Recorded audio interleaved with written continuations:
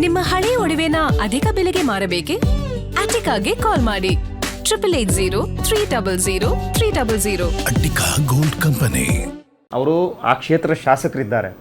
ಶಾಸಕರಾಗಿ ಅವರು ನೊಂದವರ ಪರ ನಿಂತ್ಕೊಬೇಕಾಗಿರೋದು. ಅಲ್ಲಿ ಯಾರು ನೊಂದಿದ್ದಾರೆ ಕಟ್ಟ ಕಡೆ ನೀವ್ ಹೇಳಕ್ಕಾಗಲ್ಲ. ಈಗ ರೆಡ್ ಝೋನ್ ಮಾಡಿ ನಮ್ಮ ಭೂಮಿಯನ್ನ ನಮ್ಮ ಕಷ್ಟ ಕಾಲಕ್ಕೆ ಮಾರ್ಕೊಳ್ಳಕ್ಕೆ ಆಗದೆ ನಮ್ಮ ಭೂಮಿಯಿಂದ ಕೇಳಿ, ಅದು ಅವ್ರದ್ದು ರೈತರದ್ದು ಗೋಳಿದೆ ಸರ್. ನಾವು ಕೊಡೋರು ಮಾತ್ರ ರೈತರು, ಕೊಡದೇ ಇರೋರು ರೈತರಲ್ಲ. ನೋ, ರೆಡ್ ಝೋನ್ ಬಗ್ಗೆ ಹೇಳ್ತೀನಿ. 2006ನಲ್ಲಿ ಕುಮಾರಸ್ವಾಮಿ ಅವರು ಇದನ್ನ ಮಾಡಬೇಕು ಅಂತ ಹೊರಟಾಗ ಅಲ್ಲಿನ ಬಿಡದಿಯ ಪರಿಸ್ಥಿತಿ ಯಾವ ತರ ಇತ್ತು ಅಂತಕ್ಕಂಥದ್ದನ್ನ ಎಲ್ಲರೂ ಅವಲೋಕನ ಮಾಡಬೇಕಾಗುತ್ತೆ. ಸಿಗದೇ ಇರೋದು ಯಾರಿಗೂ ಸಿಗಬಾರ್ದು ಅಂತ ಅವ್ರು ಯೋಚನೆ ಮಾಡಿದ್ರು. ರೆಡ್ ಝೋನ್ ಅಂದ್ರೆ ಕನ್ವರ್ಷನ್ ಮಾಡಬಾರ್ದು ಅಂತಕ್ಕಂಥದ್ದು ಇರುತ್ತೆ. ಅದೇ ಕೃಷಿ ಭೂಮಿಯನ್ನ ಮಾರಬಹುದು ಅಂತ ಇದೆ. ಅಂದ್ರೆ ಕನ್ವರ್ಷನ್ ಮಾಡಂಗಿಲ್ಲ, ಯಾವುದೇ ಬೇರೆ ಬೇರೆ ಪರ್ಪಸ್ಗಳಿಗೆ, ಕಮರ್ಷಿಯಲ್ ಪರ್ಪಸ್ಗಳಿಗೆ ಬಳಸ್ಕೊಳ್ಳಂಗಿಲ್ಲ ಅಂತ ಇದೆ. ಆದ್ರೆ ಕೃಷಿ ಭೂಮಿಯನ್ನ ಮಾರಬೇಕು ಅಂತ ಕಾನೂನಲ್ಲಿ ಇಲ್ಲ. ಮತ್ತೆ ಇವತ್ತು ಮಾಡ್ತಾ ಇರ್ತಕ್ಕಂಥದ್ದು, ಇವರು ಬೂಟ್ನಲ್ಲಿ, ಅಧಿಕಾರಿಗಳ ಬೂಟ್ನಲ್ಲಿ ರೈತರುಗಳನ್ನ ಎದುರಿಸಬೇಕು ಅಂತ ಹೊರಟಿದ್ದಾರೆ. ಇವರ ಬೂಟ್ಗಳಲ್ಲಿ ಲಾಠಿ ಹೇಟುಗಳಲ್ಲಿ ಎದುರಿಸಬೇಕು ಅಂತ ಹೊರಟಿದ್ದಾರೆ. ಇದು ನಡೆಯೋದಿಲ್ಲ. ಇದು ಕರ್ನಾಟಕದಲ್ಲಿ ರೈತರುಗಳು ಪ್ರಾಣ ಕೊಟ್ಟು ಎಷ್ಟೋ ತನ್ನ ನಿಲುವುಗಳನ್ನು ಸರ್ಕಾರಗಳು ಬದಲಾಗಿರ್ತಕ್ಕಂಥದ್ದು ಎಷ್ಟೋ ಇದಾವೆ. ಇವತ್ತು ಇವ್ರು ಹೇಳ್ತಾರಲ್ಲ, ಕುಮಾರಸ್ವಾಮಿ ಅವ್ರು ಮಾಡ್ತಿದ್ದಾರೆ, ಮತ್ತೊಬ್ರು ಮಾಡ್ತಿದ್ದಾರೆ ಅಂತೇಳಿ. ಅರೆ, ಇವತ್ತು ರೈತರ ಪರ ನಿಂತ್ಕೊಬಾರ್ದು ಅಂತ ಅಂದ್ರೆ ವಿರೋಧ ಪಕ್ಷಗಳು ಮತ್ತೆ ಇನ್ಯಾರಿಗೂ ನಿಂತ್ಕೊಂತ ರೈತರ ಪರ. ನಿನ್ನೆ ರೈತರುಗಳು ಹೋದಾಗ, ಜಾಗಕ್ಕೆ ಹೋದಾಗ ಅಧಿಕಾರಿಗಳು ಅಧಿಕಾರಿಗಳ ಬೈಕ್ ಅವ್ರು ತಡೆದಿದ್ದಾರೆ. ಅದಕ್ಕೆ ಇವ್ರು ಏನ್ ಮಾಡಿದ್ರು? ಇವ್ರು ಲಾಠಿ ಏಟುಗಳನ್ನ ಹೊಡೆದ್ರು. ಅವಾಗ ರೈತರುಗಳು ಏನ್ ಮಾಡ್ಬೇಕು? ಅವ್ರ ಪರಕೆಗಳನ್ನ ತಗೊಳ್ತಾರೋ ಮತ್ತೊಂದೇನ್ ತಗೊಳ್ತಾರೋ ರೈತರುಗಳು ಅಲ್ಲಿ ಗೊತ್ತಿರ ಮೇಡಮ್, ಅಮಾಯಕರು. ಜ್ಯೋತಿ ಅವ್ರು ನಮ್ಮೊಂದಿಗಿದ್ದಾರೆ ನೋಡಿ, ಕೈ ಬ್ಯಾಂಡೇಜ್ ಕಟ್ಕೊಂಡಿದ್ದಾರೆ. ದಯವಿಟ್ಟು ಅವ್ರನ್ನ ಮಾತಾಡ್ಸೋಣ, ದಿಲೀಪ್ ಅವ್ರನ್ನ ಮಾತಾಡ್ಸೋಣ. ಜ್ಯೋತಿ ಅವ್ರು ಸಾರಿ, ಸುಮಾ ಇದ್ದಾರೆ. ನಮಸ್ತೆ ಸುಮಾ. ಮೇಡಮ್ ನಮಸ್ಕಾರ. ನನ್ನ ಮೊದಲನೇದಾಗಿ ನನಗೆ ಒಂದು 5 ನಿಮಿಷ ಸಮಯ ಕೊಡಿ. ಇಷ್ಟ ತನಕ ಬಾಲಣ್ಣವ್ರು ಹೇಳ್ಕೊಂಡೆ.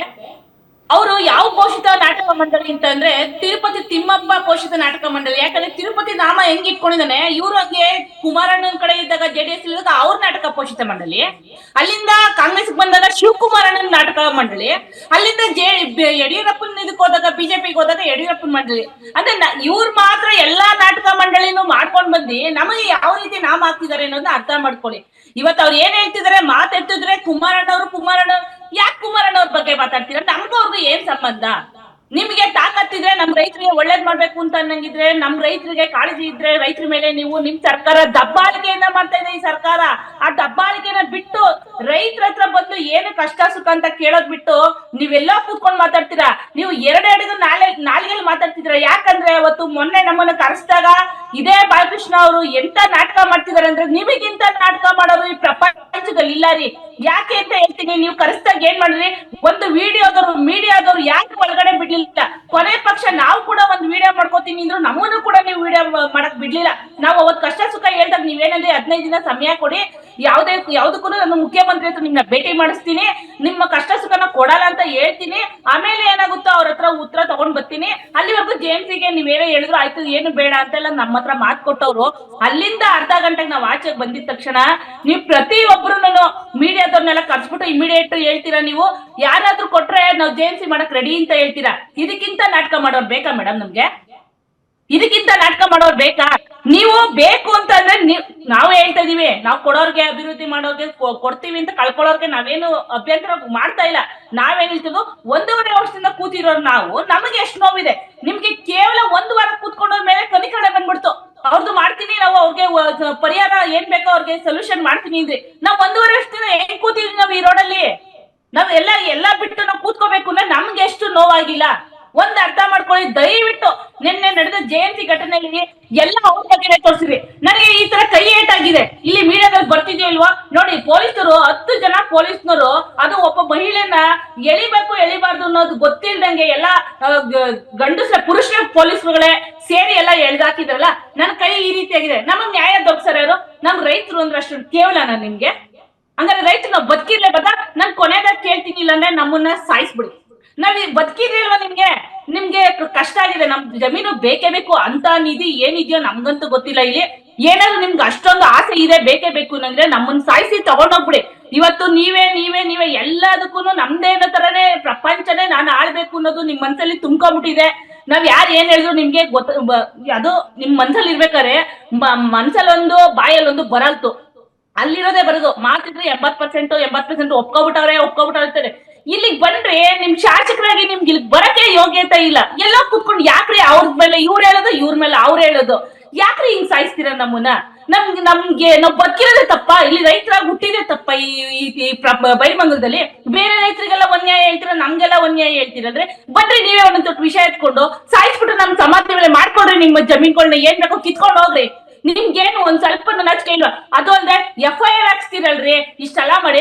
ನಮ್ಗೆ ರೈತರಿಗೆ ಏನ್ ಕೊಲೆ ಮಾಡಕ್ ಹೋಗಿದೀವೇನ್ರಿ? ಕಳ್ತನ ಮಾಡಕ್ ಹೋಗಿದೀವೇನ್ರಿ? ಇವತ್ತು ಕೊಲೆ ಮಾಡಿ ಜೈಲಿಗೆ ಬಂದವರೆಲ್ಲ ರಾಜ್ಯ ಹೇಳ್ತಾರೆ. ನಾವ್ ಏನ್ ಹೇಳ್ದೆ ಹೊಲದಲ್ಲಿ ಕೆಲಸ ಮಾಡೋದ್ನೆಲ್ಲ ನಮ್ಗೆ ಈ ಗತಿಗೆ ತಂದು ನೀವು FIR ಹಾಕ್ಸ್ತಿರಲ್ರಿ. ನಿಮ್ಗೇನು ಒಂಚೂರು ಮಾನ ಮರ್ಯಾದಿಲ್ವೇನ್ರಿ? ಏನಕ್ರಿ ನೀವೆಲ್ಲ ಈ ತರ ಗೂಂಡಾ ಸರ್ಕಾರ ತರ ನಮ್ಮನ್ನ ಬಿಹೇವ್ ಮಾಡ್ತಾ ಇದ್ದೀರಾ? ನಾವ್ ಬದುಕಿರೋದ್ ತಪ್ಪ ನಿಮ್ಗೆ? ನಾವ್ ರೈತರಾಗಿ ಹುಟ್ಟಿರೋದ್ ತಪ್ಪ ನಿಮ್ಗೆ? ಇಷ್ಟು ದೌರ್ಜನ್ಯ ಮಾಡಬಾರ್ದು. ಇದನ್ನ ನಿಜವಾಗ್ಲೂ ನೋಡ್ಬೇಕು. ಯಾರ್ದಾರ್ದೋ ಪಕ್ಷ ಇಟ್ಕೊಂಡು ನೀವು ಹೇಳ್ಬೇಡಿ ನಮ್ಗೆ ಯಾವ ಪಕ್ಷನ ಬೇಕಾಗಿಲ್ಲ, ನಮ್ಗೆ ಯಾವ್ದಾದ್ರು ಸೀಟ್ ಬೇಕಿತ್ತ ಇಲ್ಲ. ನಾವು ನಮ್ಮ ಮಕ್ಳಿಗೆ ಯಾವ ಗೌರ್ಮೆಂಟ್ ಕೆಲ್ಸನೂ ಬೇಡ ನಮ್ಗೆ. ನಾವು ಗೈಕೊಂಡು ಹೆಂಗೋ ನಾವು 2 ವರ್ಷ ಸಾಕೊಂಡು ನಾವು ಜೀವನ ಮಾಡ್ತಿದೀವಿ. ನೀವು ರೆಡ್ ಝೋನ್ ಅಂತ ಮಾತಿತ್ರ ಬಡ್ಕೋತಿದ್ರಲ್ಲ, ರೆಡ್ ಝೋನ್ ಅಲ್ಲಿ ಮಳೆ ಆಗಲ್ಲ ಅಂತ, ಬೆಳೆ ಬರಲ್ಲ ಅಂತ ಏನಂತೀರಿ? ರೆಡ್ ಝೋನು ನಿಮಗ್ ರಿಯಲ್ ಎಸ್ಟೇಟ್ ಮಾತ್ರ ರೆಡ್ ಝೋನ್ ಆಗಿರ್ಬೋದು. ನಾವ್ ಕೈ ಕೊಡ್ತಿದ್ದವ್ರು ನಾವು ರೈತರು ಕಂಡ್ರೆ ಬದುಕ್ತೀವ್ರಿ ಅದೇ ಭೂಮಿಲೇನೆ. ನಾವು ಸತ್ರು ಕೂಡ ನಮ್ಮ ಮಕ್ಳಿಗೆ ಇರ್ತದೆ ಅಂತ ಹೇಳ್ತೀವಿ. ಇವತ್ತು ನೀವು ಏನ್ ಗೌರ್ಮೆಂಟ್ ಕೆಲಸ ಕೊಡ್ತೀರಾ ಮಕ್ಳಿಗೆ, ಮುಂದಿನ ಪೀಳಿಗೆಗೆ ಎಲ್ಲಾರ್ಗು ಉದ್ಯೋಗ ಕೊಡ್ತೀರಾ? ಅದೇ ನನ್ ಜಮೀನ್ ಇತ್ತು ಅಂದ್ರೆ ತಲೆಗೂ ಕೊಟ್ಕೊಂಡು ಹೋಗ್ತಿದೆ ಕಣ್ರಿ ಉದ್ಯೋಗನ. ನೀವೇನ್ರಿ ಕೊಡೋದು? ನೀವ್ ನಮ್ಮನ್ನ ಬಾತ್ರೂಮ್ ತೊಳೆಯಕ್ಕೆ ಕೆಲ್ಸಕ್ಕೆ ಹಾಕಿ ನಮ್ಮ ಮಕ್ಳ ಕೈಲಿ ಉಗಿಸ್ತೀರಾ. ಮಾಡ್ಕೊಂಡ್ ತಿಂದಲ್ಲ ಬೋಳೆ ಮಗನೇ ಇವತ್ತು ಏನೋ ಮಡಗಿದ್ಯಾ ಅಂತ ಕೇಳೋ ಸ್ಥಿತಿಗೆ ತರ್ತೀರ ರೈತರನ್ನ. ಈ ರೀತಿ ಅನ್ಯಾಯ ಮಾಡಕ್ ಹೋಗ್ಬೇಡಿ. ನಮ್ಮ ರೈತರನ್ನ ಕೆಣಕಿ ನಿಜವಾಗ್ಲು ನಾವ್ ಇಷ್ಟು ದಿನ ಶಾಂತಿಯಿಂದ ಮಾಡಿದೀವಿ, ಹೇಳ್ತಾ ಇದೀವಿ, ಇವತ್ತು ಎಚ್ಚರಿಕೆ ಕೊಡ್ತಾ ಇದೀವಿ. ಇಲ್ಲ ನಾವ್ ಸತ್ರು ಪರವಾಗಿಲ್ಲ, ಈ ಭೂಮಿಗೋಸ್ಕರ ಒಂದು ಜೀವ ಹೋಯ್ತು ನಮ್ಮ ಮನೇಲಿ ಅಂತ ನಮ್ಮ ಮಕ್ಳು ಖುಷಿ ಪಡ್ಲಿ, ನಮ್ಮ ಅಮ್ಮ ಅಪ್ಪ ನಮ್ನ ಭೂಮಿ ಉಳಿಸ್ಬಿಟ್ಟೋಗವ್ರೆ ಅಂತ ಆ ಲೆಕ್ಕಕ್ಕೆ ಬರ್ತೀವಿ. ದಯವಿಟ್ಟು ಹೇಳ್ತಾ ಇದೀವಿ, ಈಗ್ಲೂ ನಾವು ಎಚ್ಚೆತ್ಕೊಡ್ರಿ. ಈ ಸರ್ಕಾರ ನಮ್ ಬಗ್ಗೆ ಅನ್ಯಾಯ ಮಾಡೋದ್ ಬಿಟ್ಟು ನಿಮ್ ಕೈಲಾದ್ರೆ ಒಳ್ಳೇದ್ ಮಾಡಿ, ಇಲ್ವಾ ನಮ್ ಪಾಡಿಗೆ ನಮ್ ಬಿಟ್ಬಿಡಿ. ನಾವು ಹೆಂಗೋ ನಾವ್ ಇರೋದ್ರಲ್ಲಿ ಬದುಕ್ತಾ ಇದೀವಿ. ಇದಂತೂ ನಿಮ್ಗೆ ಎಚ್ಚರಿಕೆ ಕೊಟ್ಟ ಹೇಳ್ತಾ ಇದೀವಿ. ಆಲ್ ರೈಟ್, ಉಮೇಶ್ ಅವರು. ಮೇಡಮ್, ಈ ಸರ್ಕಾರ ಜನವಿರೋಧಿ ಸರ್ಕಾರ, ರೈತ ವಿರೋಧಿ ಸರ್ಕಾರ ಅನ್ನೋದು ಜಗಜ್ಜಾಹೀರಾಗಿದೆ. ಇವತ್ತು ಕುಮಾರಣ್ಣನವರು ಅಥವಾ ದೇವೇಗೌಡರು ಈ ವಿಚಾರವಾಗಿ ದನಿ ಎತ್ತಿ ಇನ್ಯಾರು ಎತ್ತಬೇಕು ಇವ್ರಿಗೆ? ಇರಿ ಮೇಡಮ್ ಒಂದು ನಿಮಿಷ. ನಿಮ್ಮ ಅಲ್ಲೇ ಕುಣಿಗ ಶಾಸಕರು ಹೇಳ್ತಾರೆ ಕುಮಾರಣ್ಣನವರ ಪಾಪದ ಕೂಸು ಅಂತ ಹೇಳ್ತಾರೆ. ಕೇಳಿಲ್ಲ ಮೇಡಮ್, ನಿಮ್ಮ ಕುಣಿಗ ಶಾಸಕರು ರಂಗನಾಥ್ ಅವರು ಹೇಳ್ತಾರೆ ಪಾಪದ ಕೂಸು ನಿಲ್ಸ್ಬಿಡೆ. ಅವತ್ತು ಜನವಿರೋಧ ಬಂತು ಇದಕ್ಕೆ. ನಮ್ಮ ನಾಯಕರಾದ ಕುಮಾರಣ್ಣನವರು ಅವರ ಅಧಿಕಾರ ಅವಧಿಯಲ್ಲಿ ಬೇಡ ಇದು ಡ್ರಾಪ್ ಮಾಡಿದ್ರು. ಅವತ್ತು ಎನ್ಕ್ರೋಚ್ ಮಾಡಕ್ ಹೋಗಿದ್ದು, ಅಕ್ವೈರ್ ಮಾಡಕ್ ಹೋಗಿದ್ದು ಎಷ್ಟು? ಕೇವಲ ಅವು ಸರ್ 800 ಎಕರೆ ಮಾತ್ರ, ಅದು ಸರ್ಕಾರಿ ಜಾಗ. ಇವತ್ತು ಮಾಡಕ್ ಕೊಟ್ಟಿರೋದು ಎಷ್ಟು? ಇವರು 7,500 ಎಕರೆ ದಟ್ಟು ಫರ್ಟೈಲ್ ಲ್ಯಾಂಡ್. ಇವತ್ತು ಅಲ್ಲಿ ಅತಿ ಸಣ್ಣ ರೈತರು ಇದ್ದಾರೆ, ಮತ್ತು ಅತಿ ಸಣ್ಣ ರೈತರು ಇದ್ದಾರೆ ಮೇಡಮ್. 80% ಎಲ್ಲ ಮಾಹಿತಿ ನಮ್ಮ ಹತ್ರ ಇದೆ. ಇವತ್ತು ನಾಳೆ ಹೆಚ್ಚು ಕಡಿಮೆ ಆಗಿ ಏನಾದ್ರು ಒಂದು ಜೀವ ಹೋಯ್ತಂದ್ರೆ ನೀವು ಇರ್ಲಿ ಮೇಡಮ್, ಈಗ ಹೇಳ್ತೀನಿ, ಕನ್ಕ್ಲೂಡ್ ಮಾಡ್ತೀನಿ. ಇವತ್ತು ಕಾಂಗ್ರೆಸ್ ಅವರು ಹೇಳ್ತಾರೆ, ಬಾಲಕೃಷ್ಣ ಅವರು ಹೇಳ್ತಾರೆ ಈ ತರ ಡಬಲ್ ರಾಜಕಾರಣ ಮಾಡ್ತಾರೆ. ಕಾಂಗ್ರೆಸ್ ಒಂದ್ ಕಡೆ ಕುಣಿಗರ ರಂಗನಾಥ್ ಮಾತಾಡ್ತಾರೆ, ಇನ್ನೊಂದ್ ಕಡೆ ಬಾಲಕೃಷ್ಣ ಮಾತಾಡ್ತಾರೆ. ಇಲ್ಲಿ ರೈತರ ಸಮಸ್ಯೆಗೆ ನಾವು ದನಿಯಾಗಿದ್ದೀವಿ ಜೆಡಿಎಸ್ ಪಕ್ಷದವರು. ಉಮೇಶ್ ಅವರೇ, ನನಗೆ ಕೇಳಿದ್ರೆ ನೀವ್ ಯಾರು ಹೋಗಕ್ಕೆ ಹೋಗ್ಬೇಡ್ರಿ ಅತ್ಲಾಗೆ. ಯಾರು ಬೇಕಾಗಿಲ್ಲ. ಇವತ್ತು ನಿಮ್ ಲೀಗಲ್ಸ್ ಎಲ್ಲ ಅವ್ರು ಹೋದಾಗ ಬೇಡ ಸರ್ ನಮ್ಗೆ ಜಾಮೀನ್ ಬೇಡ, ನಮ್ಮನ್ನ ಹಾಕ್ಲಿ, ನಮ್ಮನ್ನ ಜೈಲ್ಗೆ ಹಾಕಿ. ಹೌದು, ಇಟ್ಸ್ ಓಕೆ, ನಾವು ಜೈಲಿಗೆ ಹೋಗಕ್ಕೂ ರೆಡಿ, ನಮ್ಗೆ ಜಾಮೀನ್ ಬೇಡ ಅನ್ನೋ ಲೆವೆಲ್ ಬಂದಿದ್ದಾರೆ ರೈತರು.